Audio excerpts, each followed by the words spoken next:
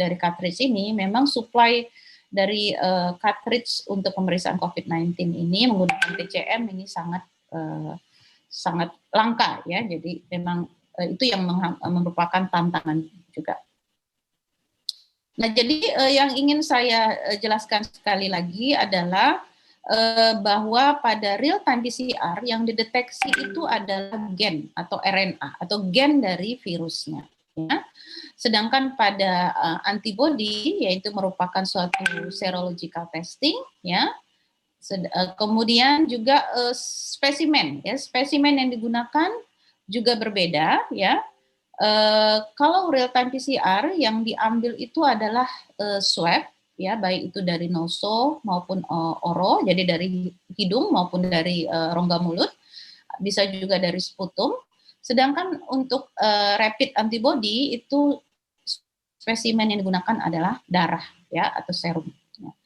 Jadi ini yang perlu dibedakan, ya, apa yang dideteksi. Nah, hal ini penting nanti pada saat kita menginterpretasi hasil. Nah, kelebihannya mungkin pastinya adalah real time PCR ini mempunyai akurasi yang tinggi, ya, 97%, sedangkan untuk rapid antibody itu oleh karena kecepatan dari hasil yang diperoleh, ya. Kemudian kekurangannya adalah untuk real time PCR memang tidak bisa dilakukan di semua fasilitas kesehatan, hanya untuk fasilitas kesehatan yang mempunyai fasilitas minimal BSL 2, ya. Nah, kemudian yang penting tujuan dari masing-masing tes, ya. Jadi ini yang penting dipahami bahwa yang bisa berfungsi untuk konfirmasi dari COVID-19, ya, untuk diagnosis COVID-19 adalah real time PCR, karena yang kita deteksi adalah gen dari si virus sendiri, ya. Ya, jadi dia berfungsi sebagai surrogate marker. Jadi oleh karena kita tidak mungkin melakukan kultur, ya.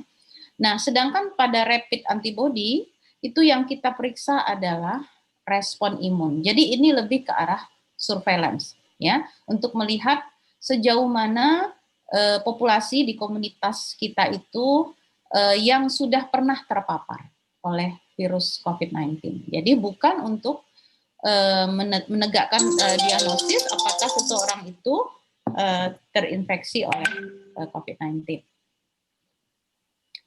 Nah, mungkin ini yang perlu sedikit walaupun simple, tapi mudah-mudahan melalui webinar ini saya bisa sedikit memberikan pemahaman kepada ya yang mendengar di sini. Mudah-mudahan yang mendengar sini bisa juga memberikan edukasi kepada teman ataupun keluarga di sekitarnya. Jadi kita harapkan pemahaman masyarakat itu bisa meningkat mengenai berbagai tes yang ada untuk COVID-19. Ya, jadi kalau untuk rapid antibody test itu hasil yang nantinya diberikan kepada kita itu adalah berupa reaktif atau non reaktif, ya. Nah, kalau hasilnya reaktif maka ini menunjukkan bahwa antibody, ya, terhadap virus itu positif, yang berarti bahwa si penderita pernah terinfeksi oleh virus. Tapi apakah saat ini penderita tersebut masih mempunyai virus atau apakah virusnya masih terdapat di dalam tubuhnya, itu yang tidak bisa ditentukan dengan rapid test antibody. Nah, sedangkan kalau dia non reaktif, maka kesimpulan yang bisa kita ambil adalah bahwa penderita belum membentuk antibody, ya, atau bisa juga dibilang dia belum pernah. Namun nanti kita lihat bahwa pembentukan antibody ini itu terdapat dinamika, ya, di dalam tubuh, ya, sehingga memang tergantung dari kapan pemeriksaan antibody terjadi. Nah, sedangkan real time PCR hasil yang ditunjukkan nanti adalah dalam bentuk positif dan negatif. Jadi kalau positif itu adalah bahwa penderita tersebut mengandung virus atau RNA virus atau gen dari virus. Jadi harus dibedakan bahwa bukan berarti bahwa kita tidak bisa menentukan apakah memang virus yang ada itu, ya, atau ini berarti bahwa penderita tersebut mengandung virus yang masih live atau masih hidup, ya. Sedangkan kalau negatif, kita hanya menyimpulkan bahwa tidak ada materi genetik atau gen dari virus SARS-CoV-2. Nah, sedangkan untuk real time PCR sendiri itu terdapat 2 macam, ya.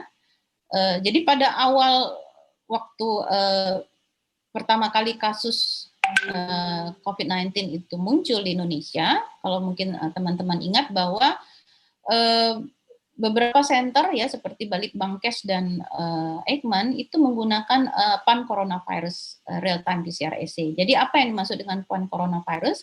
Jadi mereka menggunakan sequence dari coronavirus. Seperti yang di awal tadi saya sudah sebutkan bahwa selain SARS-CoV-2 juga ada coronavirus lainnya yang pernah hidup di dunia ini, yaitu SARS yang pertama, kemudian juga MERS. Nah, jadi sequence itulah yang mereka gunakan. Jadi mereka tidak mendeteksi SARS-CoV-2 secara spesifik, tapi hanya mendeteksi coronavirus.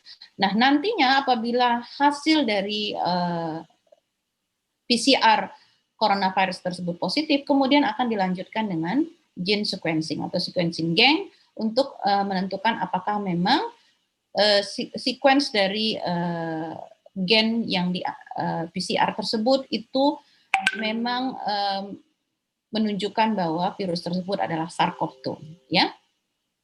Nah, memang metode ini sangat akurat, ya, tapi kekurangannya adalah pastinya tidak mungkin kita melakukan sequencing untuk seluruh sampel, ya, oleh karena pasti sangat time consuming dan juga pasti biayanya sangat mahal. Jadi saat ini yang banyak digunakan untuk laboratorium-laboratorium pemeriksa COVID adalah dengan menggunakan mesin atau menggunakan prinsip real time reverse transcription PCR, ya, di mana gen yang dideteksi ya dari virus ini bisa antara 2 sampai 3, bahkan di beberapa kit itu yang digunakan hanya satu gen, ya. Nah,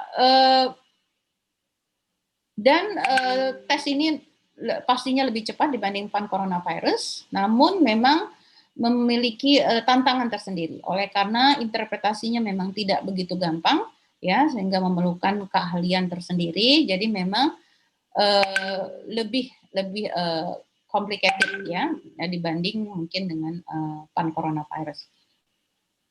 Nah, kemudian sampel atau spesimen yang diambil pada penderita yaitu adalah nasal, ya, jadi kita sama-sama tahu ya, jadi nasal swab ya, bisa dari rongga hidung, kemudian juga dari tenggorokan ya, kemudian juga bisa aspirasi dari rongga hidung ya.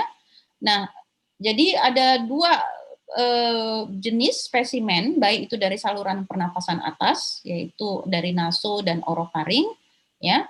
Kemudian untuk saluran napas bawah itu yang termasuk ke spesimen ke saluran pernapas bawah adalah sputum ya, kemudian endotracheal aspirate ya, kemudian juga bronchoalveolar lavage. Nah, biasanya terutama yang bronchoalveolar lavage ini biasanya dilakukan pada pasien-pasien yang berat ya, derajat infeksinya berat, misalnya pada pasien yang mendapat bantuan ventilator itu memang menggunakan koleksi sampel dengan bulk.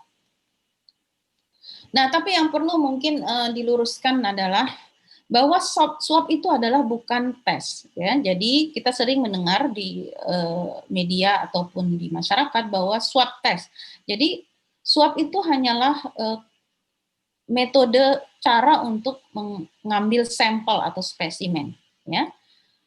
Tapi dia bukan merupakan suatu tes, ya. Jadi itu mungkin yang perlu ditegaskan. Jadi bagaimana cara alur dari kerja dari real time PCR? Jadi setelah spesimen ya diambil baik itu dari naso maupun oro. Jadi saat ini yang rutin dilakukan adalah dari swab dari naso dan orofaring. Sebelum dapat dilakukan proses real time PCR, kita perlu pertama-tama mengisolasi RNA. Ya, jadi seperti pada di gambar awal saya tunjukkan tadi, bahwa di bagian dalam dari virus